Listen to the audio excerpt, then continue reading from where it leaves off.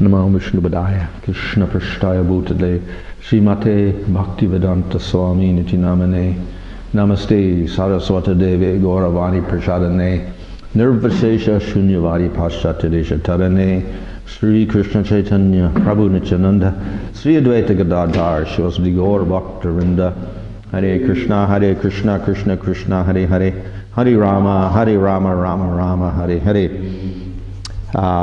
Just the last few days we've been discussing the Priti Sandarbha, and a large part of that work was about, especially yesterday, was about the rasas. So in Nectar Devotion we have 4 parts, and of course it's called Bhakti-rasamrita-sindhu, the sweet ocean of Bhakti Rasa. So the theme of Nectar Devotion is Rasa, Bhakti Rasa.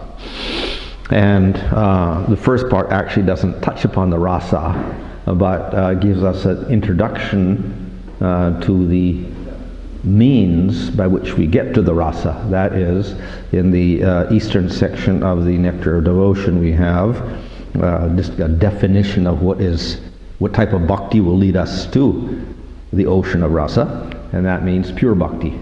So we have the Ani Abhilashita Shunya verse to describe what is that pure bhakti. And if we practice that in sadhana, it goes to bhava, and it gets to prema. And when you get to prema, then you get the ocean of rasa. So the second part of that, the second wave of the eastern section, dealt with the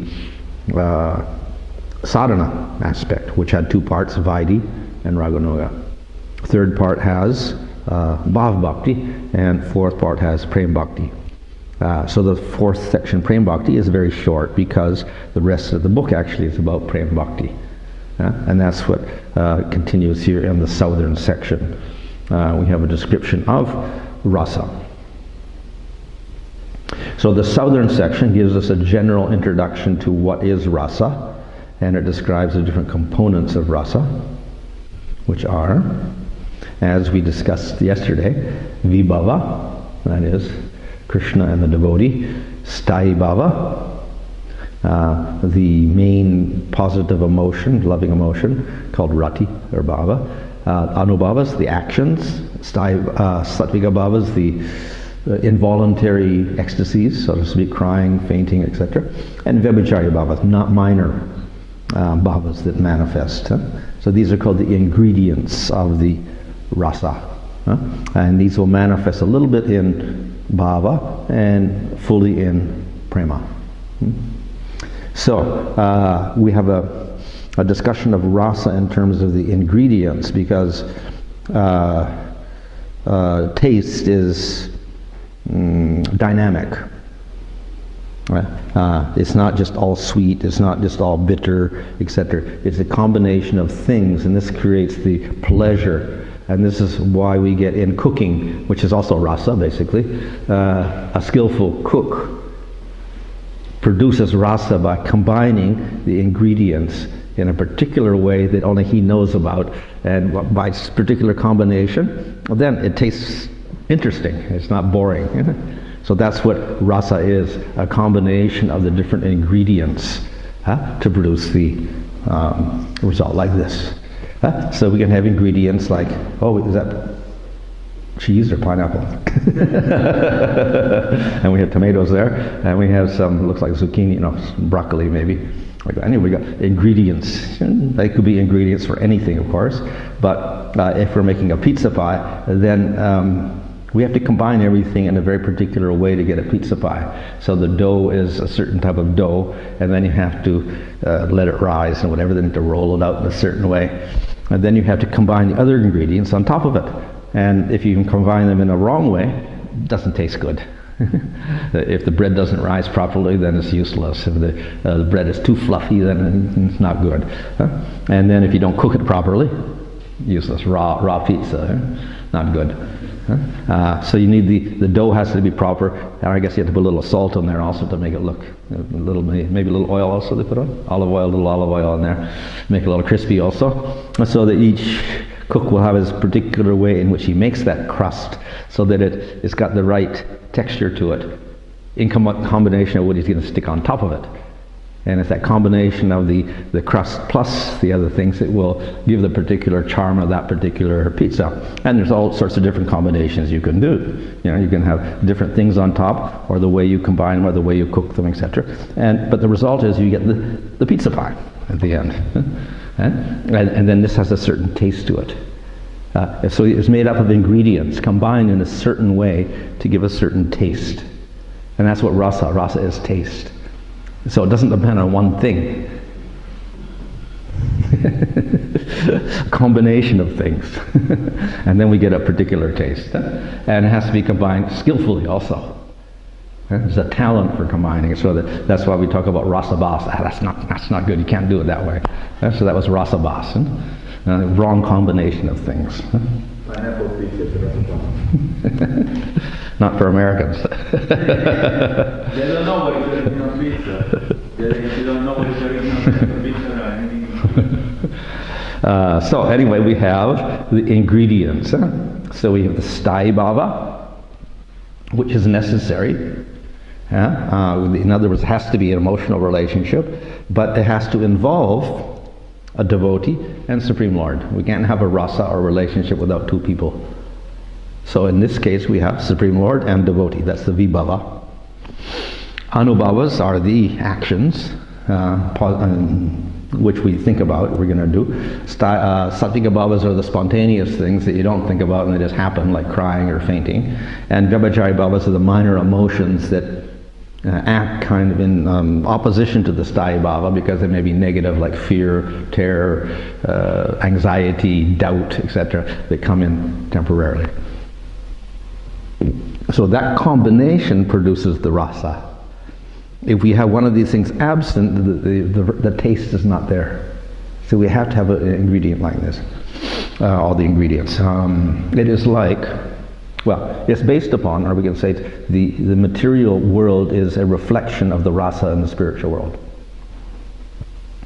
So just as we have pizza pie, which is just basically materials, so we have relationships between people. That's also rasa. And for most people, the relationships between people are more tasty than the relationships between our tongue and the pizza pie or whatever. So some people get into eating, but then usually, even if they eat a lot or whatever, still they long for a relationship of some sort which is satisfying. So that relationship will give the rasa. If they don't get the rasa, then they're dissatisfied. But so to create that rasa between people, we have to have these elements. The elements aren't there, there's something wrong. So in the material world, Bharat Muni and others, the literary people, they developed a theory of material rasa, how we depict relationships between people in this material world to create drama, a play. So we want some excitement in the play. We want it to reflect reality in the material world so people can identify with the characters, etc. So the play is representing actual life. And to do that, then they have to depict the relationships between the characters. So, I don't know if it's all the time, but usually we can say there's at least one primary relationship between two people, which becomes the whole subject of the drama, like Romeo and Juliet. So Romeo and Juliet, two lovers in Madhurya Rasa in the material world, like that. So that's the bhava. So we don't have one person, we have several persons in this relationship, so we have like that. And then they express their love, whatever. Romeo gives a rose to Juliet or something, or recites a poem for her like this. This is the anubhavas. Sattvika bhavas, maybe she cries or she faints or whatever, like that. And Vyabhachari bhavas, worry. Romeo doesn't show up and she gets anxiety and worry or whatever like that. So that's a Vyabhachari bhava.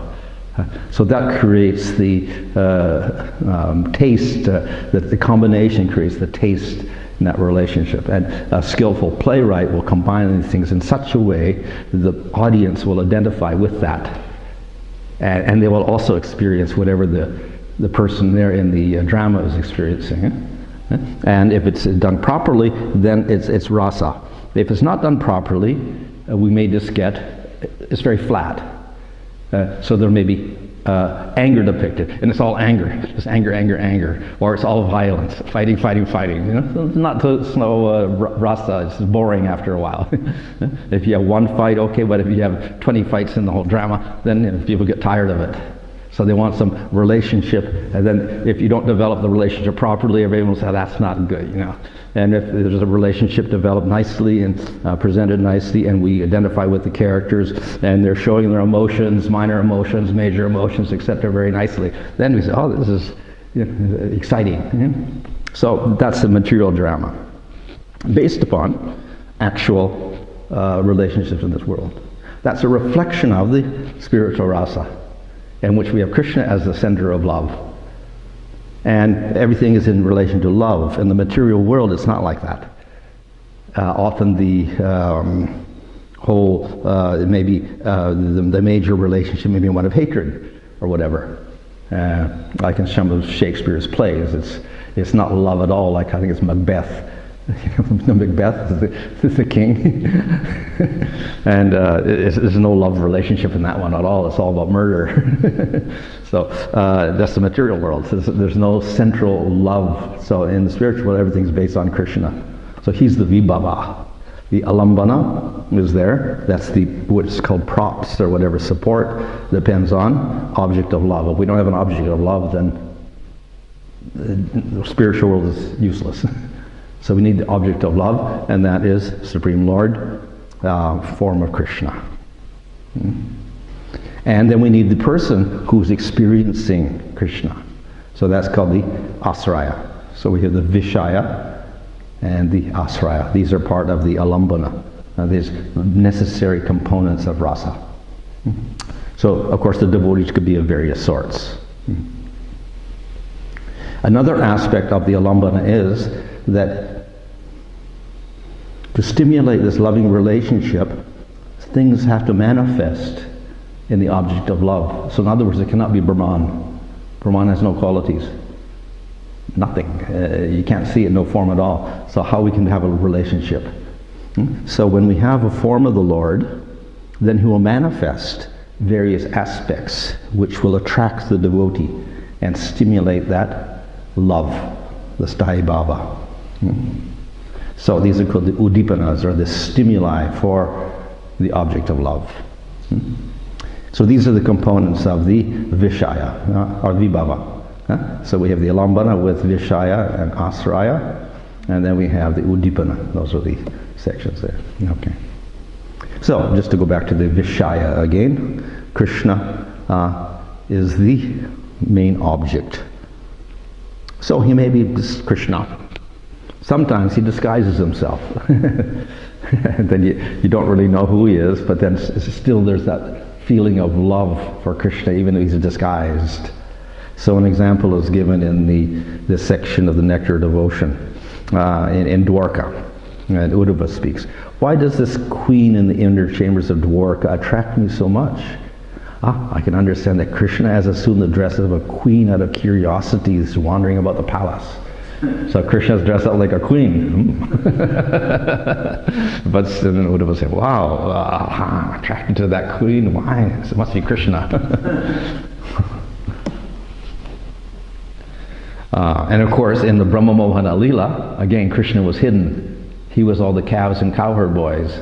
And then the cows got attracted to those calves because it was actually Krishna. And the mothers and fathers got more attracted to the cowherd boys, their sons, than ever before because it was all Krishna. But they didn't know. So that's Krishna in disguise. So that may be the object of love. But still it's positive because it's Krishna. Otherwise, normally he's in his normal form. Now, so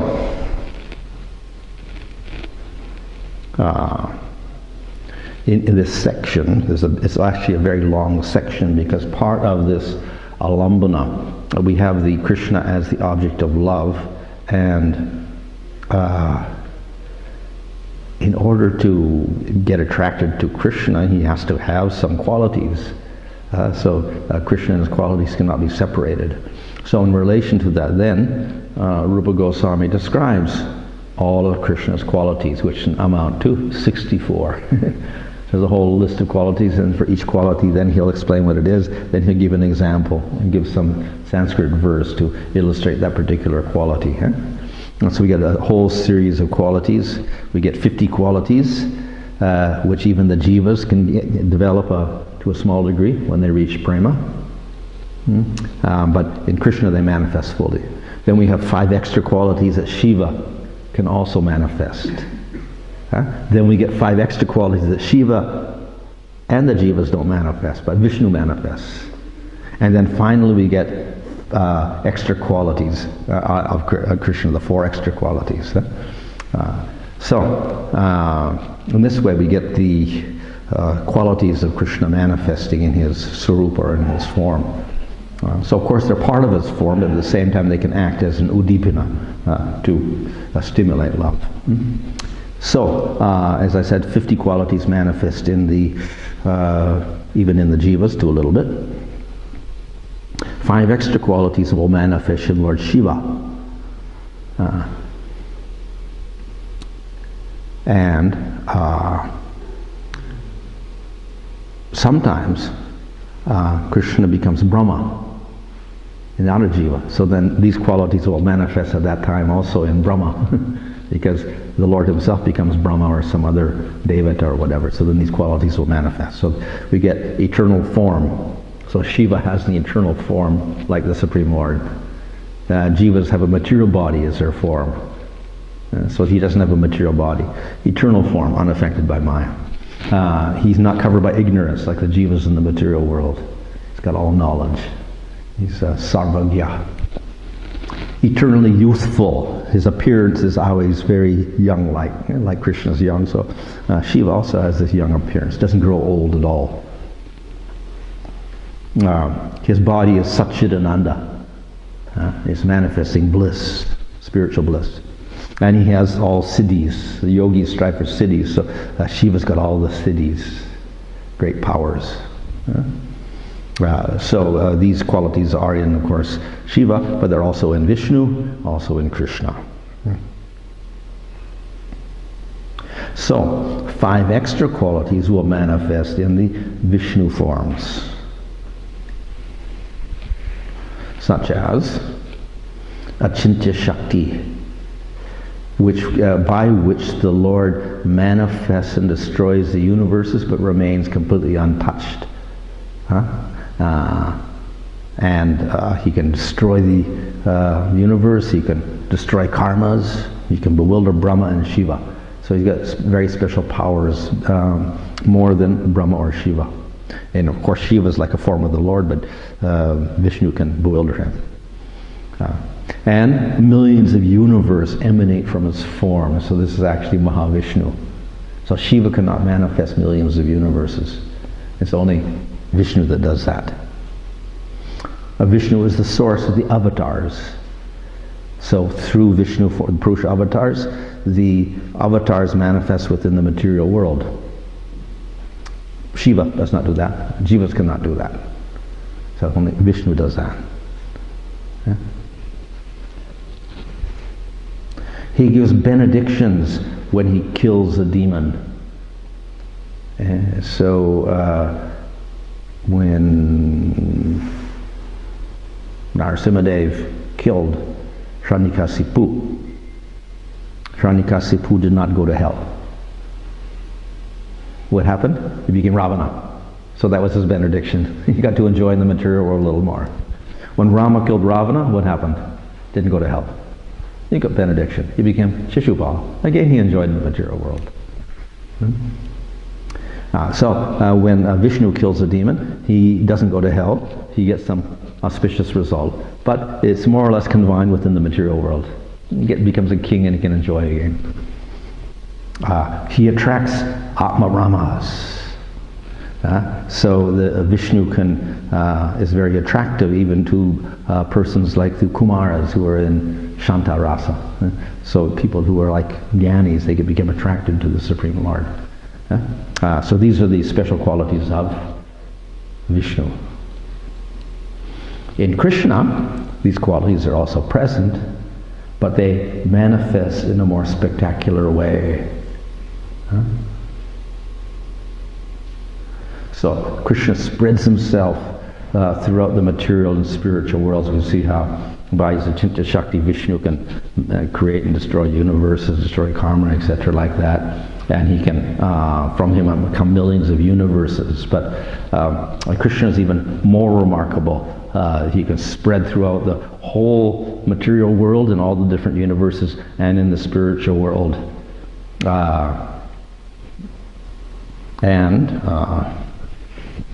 He's the seed. In other words, Vishnu creates all the avatars in the material world. Krishna, he manifests everybody in the spiritual world and everybody in the material world ultimately. So everything's coming from Krishna, Swayam Bhagavan.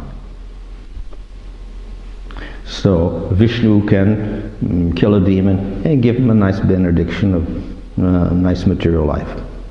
When Krishna kills a demon, what happens? They get liberated. Or they go to the spiritual world. So that's even more remarkable.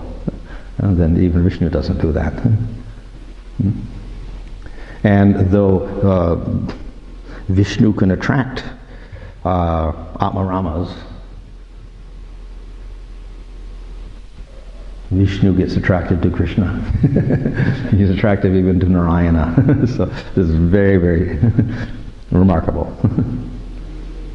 So, besides these, Krishna has other qualities, 4 extra qualities, which Vishnu and the other avatars do not manifest. He has a sweet form. His devotees are filled with a very sweet type of prema. He has very sweet pastimes, and he has a very sweet flute. So everything is madhurya, very, very sweet, which means very intimate. So his form is most intimate. All the forms of the Lord are beautiful, and it's all spiritual beauty. Vraha is very beautiful, and when he manifested from the nostril of Brahma and he grew in the sky, and everyone was astonished by his beauty. The devatas were praising him in spite of being a boar. It looks like an ugly little boar. He was very beautiful, dancing in the clouds, and everyone was praising him because he was very beautiful. But Krishna's beauty is very, very special. A very, very special type of beauty that melts the heart and establishes a very intimate type of relationship. So that's the Rupa Madhurya of Krishna. A very special beauty. All the forms of the Lord are surrounded and served by their devotees who all have prema. But the devotees that surround Krishna have Madhurya prema. That means very intimate relationship with Krishna. So most of the forms of the Lord do not have all these varieties of relationships. Krishna has friendship. The other avatars don't show friendship, Sakya. They don't show Vatsalya by and large. Vishnu does not have a mother. Nrsimhadev does not have a mother. And Madhurya Rasa, limited to Lakshmi and a few Shaktis. In Vaikuntha, Bhu and Neela and a few Shaktis. With Krishna, we got billions and billions of gopis in Madhurya Rasa. We got billions and billions of cowherd boys in Sakya Rasa. We got billions and billions of elderly cowherds in Vatsalya Rasa. And so, the relationship is very intimate, where they don't even see Krishna as God. So that's the special devotees who are all Madhurya with Krishna. And because he has a beautiful form, and sweet devotees, the pastimes with his devotees become very sweet. We get remarkable pastimes that no other form of the Lord manifests. We see that when Krishna displays the Ras Leela, it is so remarkable and so attractive that even Lakshmi desires to join the Ras Leela. And she is the consort of Vishnu. But she also becomes attracted to the sweetness of the pastimes of Krishna in the form of the Ras Leela. And of course we have so many other pastimes mentioned in the 10th canto, like the Damodar Leela. So this is very remarkable because Krishna gets tied up by his mother out of prema. So he's tied by the ropes of prema. So we have very remarkable pastimes in relation to Krishna.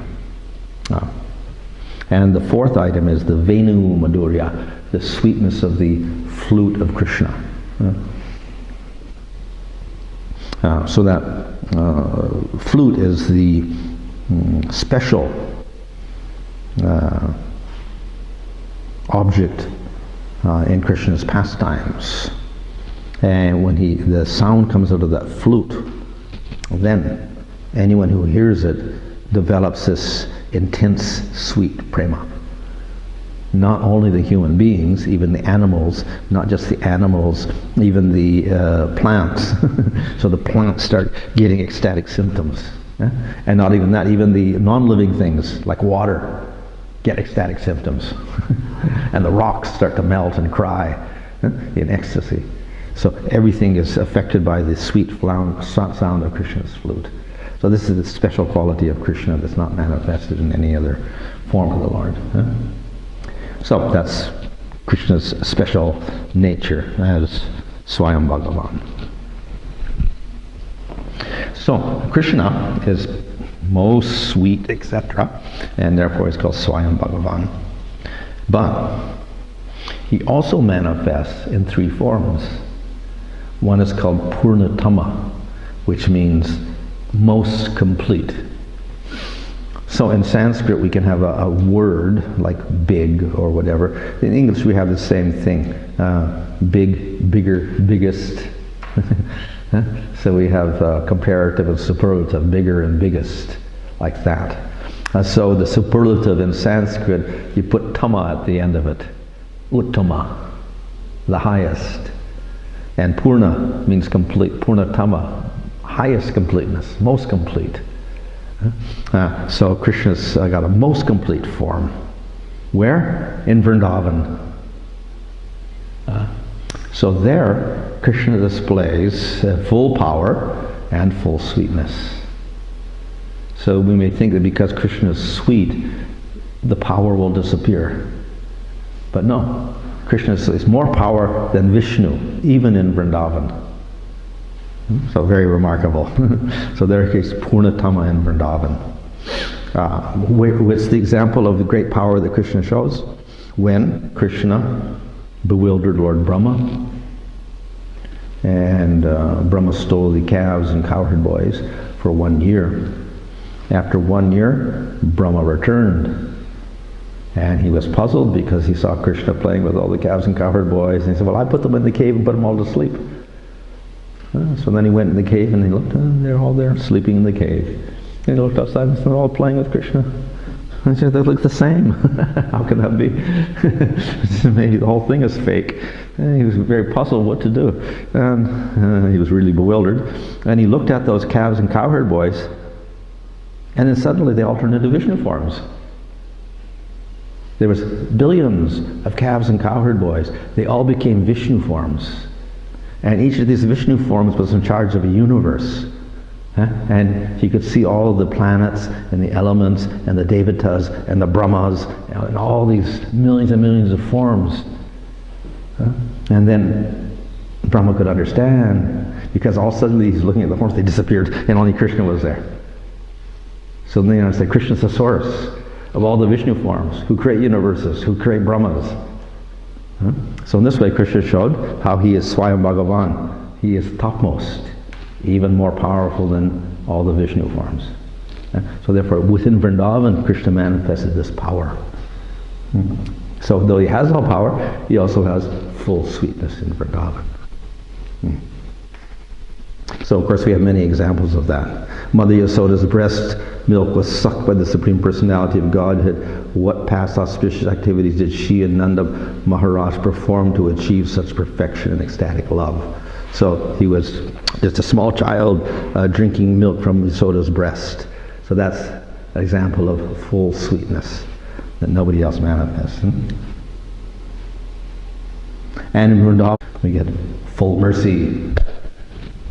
So we get full power, full sweetness, and full mercy.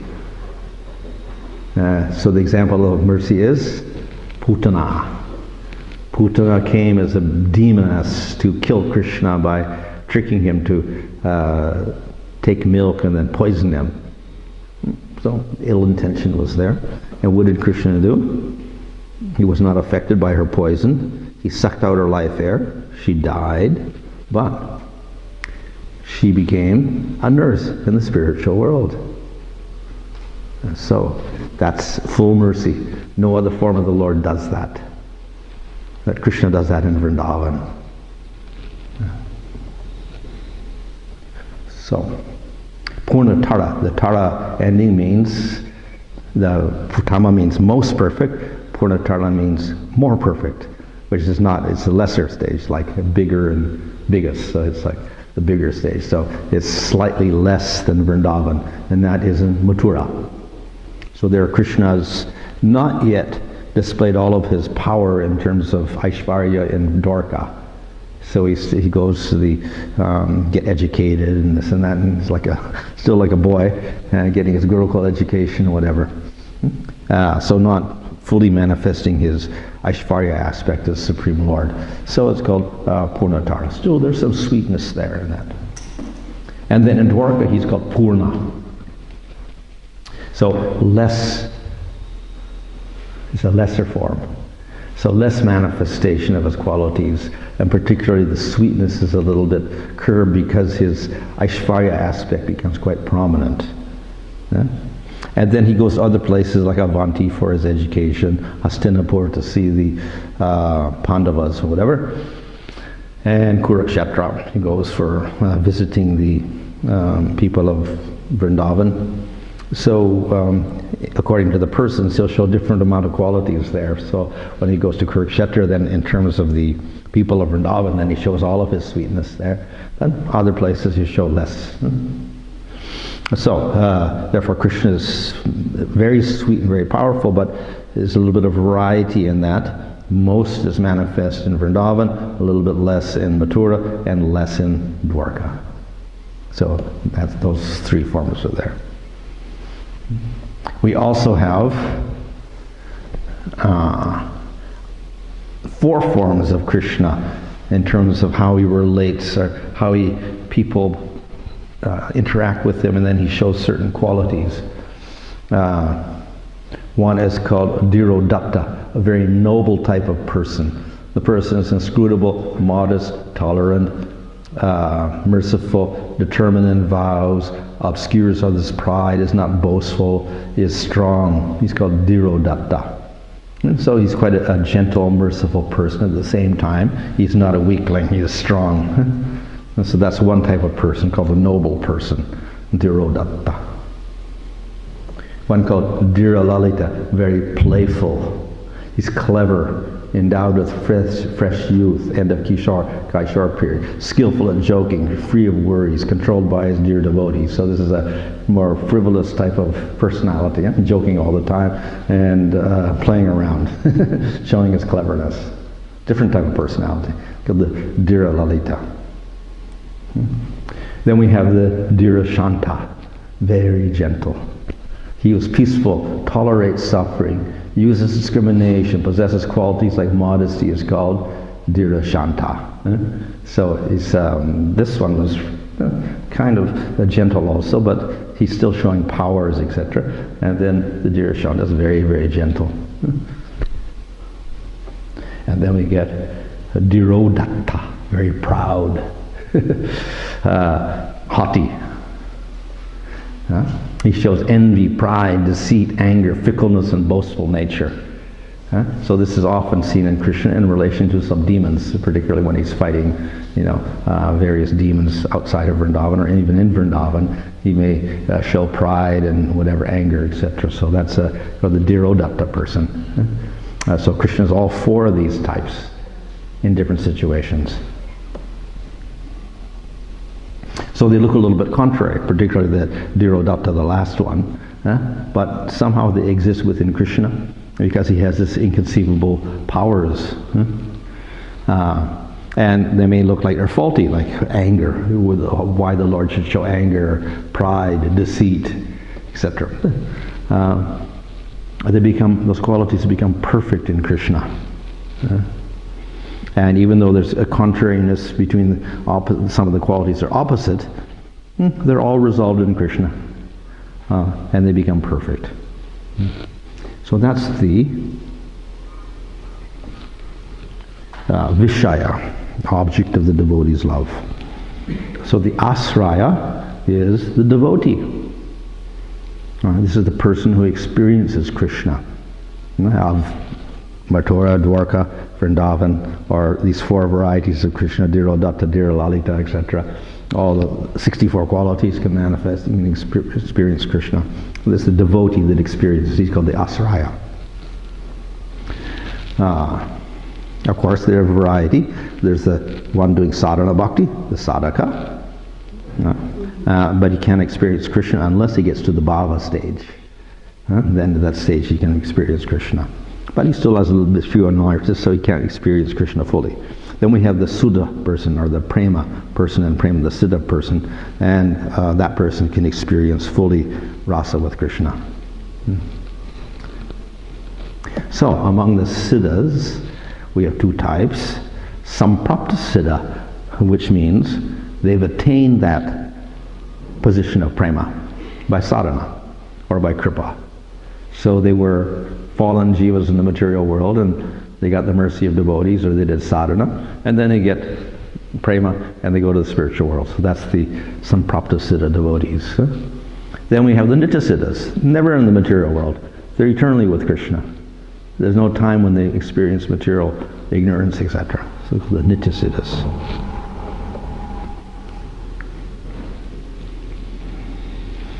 So, just as Krishna has all sorts of wonderful qualities, 64, so 55 qualities, as well as qualities such as ability to give yoga siddhis, are present in the perfected devotees. So Shiva's got the 55 qualities, but devotees can also get that. As we saw, it's a little bit limited because generally the jivas only get 50. But when we get some of the devotees, they can manifest up to 55 qualities. So what types of devotees we have? This is the Asraya. We have Shanta, Dasya, Sakya, Vatsalya, and Madhurya. These are the basic 5 types of devotees we can have. So we've covered Vishaya, Krishna, with the 64 qualities, and Asraya, the devotees. You have these different sorts. And then we go on to Uddipana. And this is the other aspect of Vibhava. So Uddipana means the stimuli for loving Krishna. So what are the stimuli? His qualities, his pastimes, his decorations, his smile, fragrance of his body, his flute, his horn, his anklets, his conch, his footmarks, his dhamma, tulsi, the devotees, days such as Jamastami and Ekadasi. They stimulate love for Krishna. So there's actually a long section here. Rupa Goswami goes through each of these things and gives examples of the thing. But I just summarized it. So Krishna has qualities of body, mind, and speech. Bodily qualities are his age, his beauty, his forms, and like softness of his body. So in age we get his 3 ages: childhood, or Kaumara, boyhood called Pauganda, when he's about 5 years old, and youth, Kaishar period. So these ages act as a stimulus for love. So particularly persons in Vatsalya rasa get stimulated because of Krishna as a small child, baby, Kaumara period, like Mother Yasoda. She likes to hold Krishna in her arms, feed him milk, etc. So the age itself is a stimulus for her love. Like that. So that Kaumara goes up to the 5th year. Then Krishna goes into Pauganda. Generally, it's supposed to end at the 10th year, but Krishna aged quicker. So when he's 8 years old, he manifested his Kaishar period. So this is considered the most beautiful period. And it goes to the 16th year, and then you go to Yovana. But actually Krishna stays in that Kaishwar period even when he goes to Mathura and Dwarka. So the age can act as a stimulus for the devotee's love. Krishna's beauty and form. So the definition of beauty is that the limbs are arranged in the most suitable way. In other words, the nose is where it should be, the eyes are where they should be, the ears are where they should be, hands are in their proper proportions, feet are in their proper proportions, etc. Everything's ideally situated, and this produces beauty. What is the form of Krishna? The ornaments become ornaments because of that form. they develop their beauty because of its form. So in other words, he makes the ornaments more beautiful. That is what a form is, a beautiful form. Tenderness, so soft that when you touch it, a soft object touches Krishna, it's intolerable. Like a petal touches Krishna and it bruises the skin. So that's softness. Krishna is very tender. The activities can act as Uddipana, such as the Raslila or killing of demons. So if the devotees see those pastimes or think of them, they get stimulated for loving Krishna. Things like the clothing, ornaments, decorations, they act as a stimulus. So sometimes we see descriptions of Krishna, and then it describes he has shark earrings, not actually sharks, but makara earrings, so that's a stimulus for love. If you see the earring, then you start developing love for Krishna. Or they see his ornament, his necklace, pearl necklace, it stimulates love. He has hairstyles, different hairstyles also. He has the cosmetics, paint patterns on his body, garlands. This is often in the pastimes. They smell the garland or something, or they see the garland, and it stimulates their love. His tilak on the forehead or on his body, the betel nut. He has a play lotus, imitation lotus. The ornaments include crowns, earrings, necklaces, brooches, bracelets, rings, armbands, and anklets.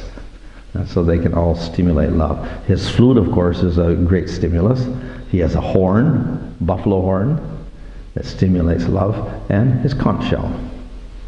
Of course, he doesn't show that in Vrindavan, but he shows that in Dwarka. His footprints.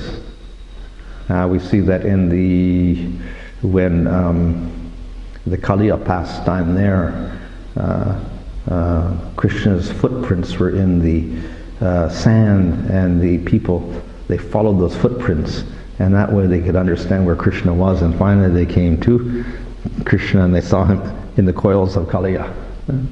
So the footprints are very important. And then of course in the Rasalila, when Krishna disappeared, they were looking for his footprints, and they found them in the sand there, and they recognized Krishna's footprints. So very, very great stimulus. And when Akrura came to Vrindavan, then he saw the footprints. And immediately got off his chariot and was offering out prayers to the footprints of Krishna and Balaram. So the footprints act as a stimulus for love. Tulsi can act as a stimulus. The devotees, simply seeing the devotee can stimulate the love for Krishna. And then we have days like Jamastami and Ekadasi.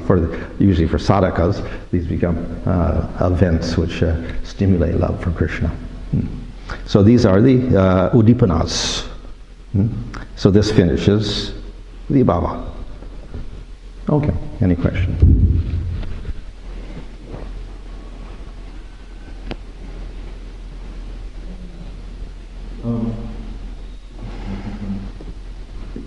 Before you were talking about sweetness of Krishna, and at one point you were talking about Bhakti-rasamrita-sindhu, how he's manifesting his nature there.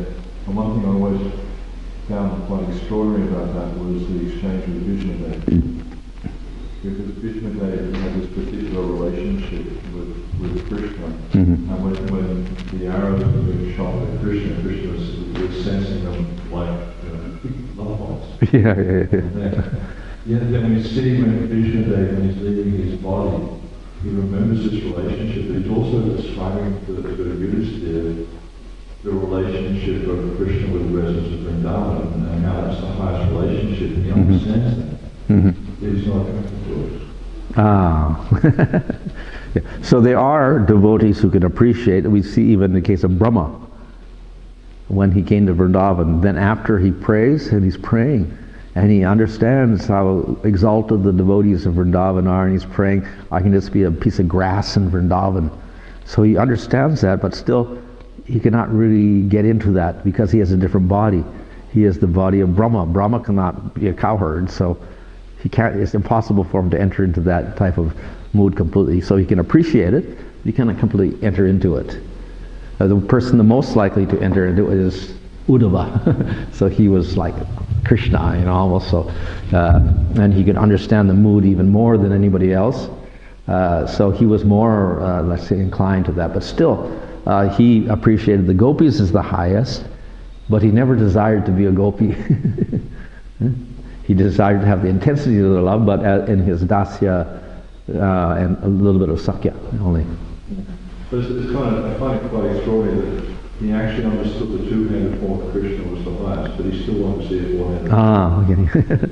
Well, of course, we find in Dwarka, Krishna shows both forms, so they're familiar with both forms there, and they appreciate both forms.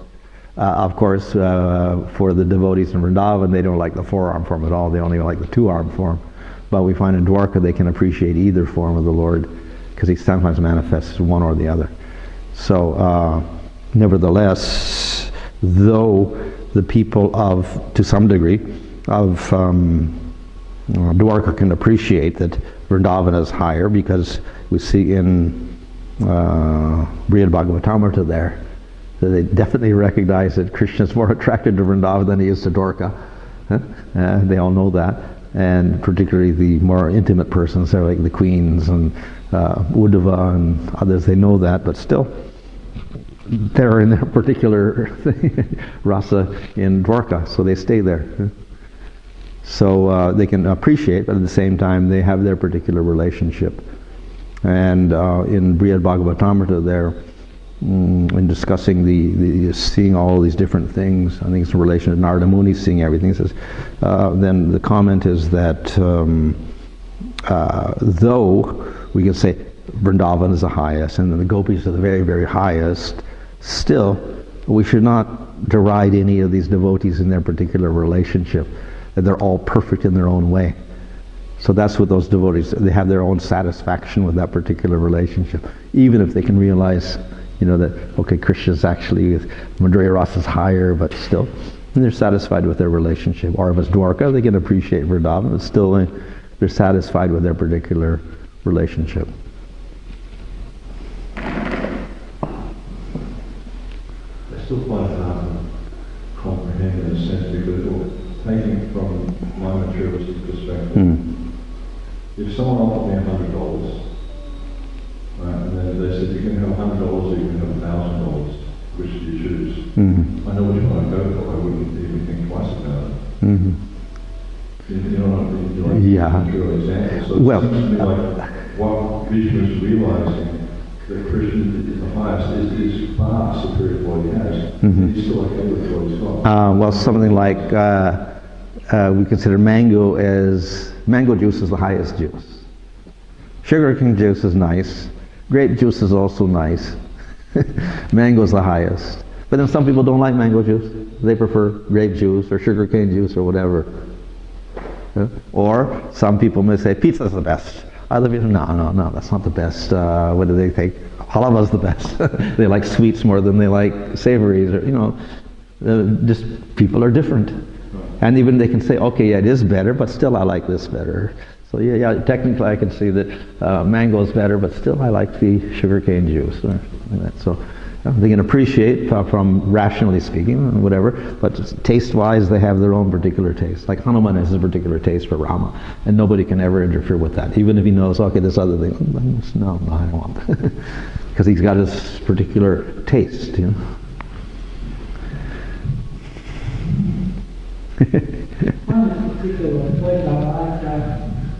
If it were not like that, everyone would go end up in Vrindavan and Madhurya Rasa, following after Radharani, and the spiritual world would be empty. There'd be nobody left in the spiritual world except gopis. Yeah, but the thing is, he understood the rasa, appreciated the rasa, whereas others don't. That's why I find it. Yeah. Just like you were talking about Krishna and his different potencies, that Krishna is the most potent in Vrindavan. Yeah. He's got all his full qualities, and then we say that he's maybe got slightly, lesser potency in Mathura and in Dwarka. Yeah. And then the fourth aspect that you mentioned was that when he goes traveling to Hastinapur and other places. Under the manifestations. Yeah. On this particular point, is that like when Krishna, was coming at Krishna Day, we were seeing that in that sort of manifestation with the Pandaras, that lesser potency type of thing, but then when Krishna, he knew Krishna and he knew Krishna probably as high as the Dwarka ruler, so he appreciated the form of the Dwarka ruler, which was the eye manifestation of what he saw on the Kurukshetra battlefield today, and that's the point that we're discussing right now. That it was higher, you're saying, for him. Well, yeah. Well, everyone, as I say, got their personal taste, so he had his particular relationship, and he liked that. And even if he realizes other things may be higher, still he's attracted to that, and that's what he sees, and that's what he remembers, and that's what he cherishes. So on the point of the form of Krishna, just like when he's got four arms, so he's got all his weapons at hand, like the Uddipana-Stimuli, when he comes to Vrindavan, then those weapons are non-existent, like just two and four. Yeah. And so then when he goes to,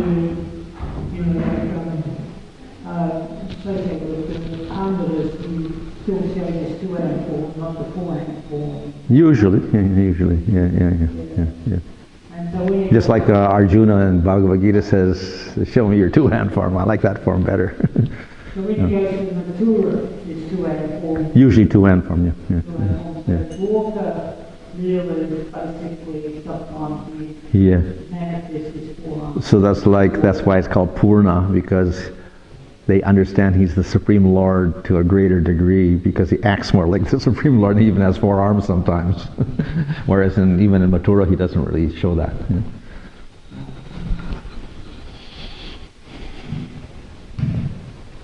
So, Kaishorya Lila, that starts when he goes to Mathura to kill Kamsa.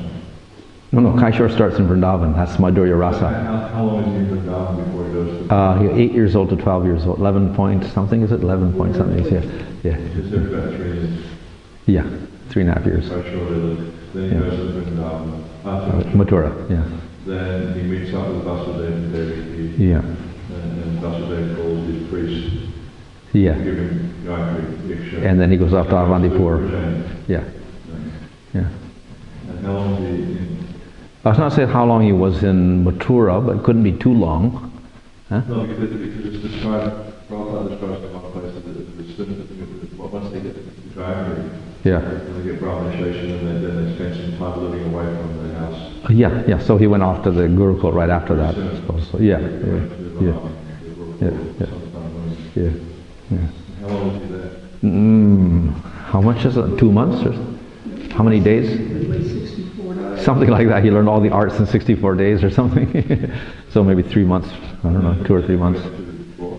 Well, then he came back, and then there was all battle with, Jarasandha like that, and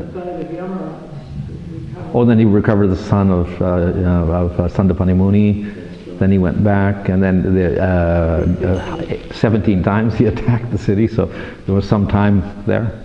And then he finally moved to Dwarka. So maybe it was maybe a few years or something like that. And it's considered that he went to Kurukshetra not too much after that, after he got to Dwarka. It wasn't so long after. So between leaving and getting to Kurukshetra to meet the inhabitants, it wasn't so long, maybe 5 or 6 years or something.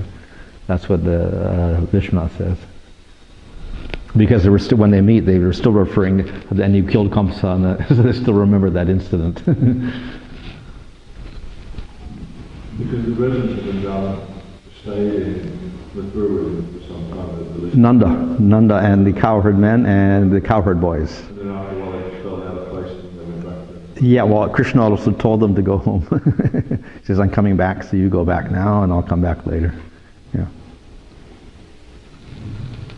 So, referring to Krishna visiting, all the Balaram actually visiting Vrindavan, and then later Krishna visiting Vrindavan. I know it says, maybe in Bhagavatam, that it says that when Balaram visited Vrindavan, they all manifested these sort of beautiful forms like how we build as when Balaram remembered them last time he was there. So Yeah. He had Ras Leela also. They can revert back to that sort of stadium when Krishna came maybe after like 100 years. Yeah, they're all the same. When you look at Vrindavan, that's what was all the same. Yeah, there you go. And Balaram also had Ras Leela at that time with the but not Krishna's gopis, his own gopis.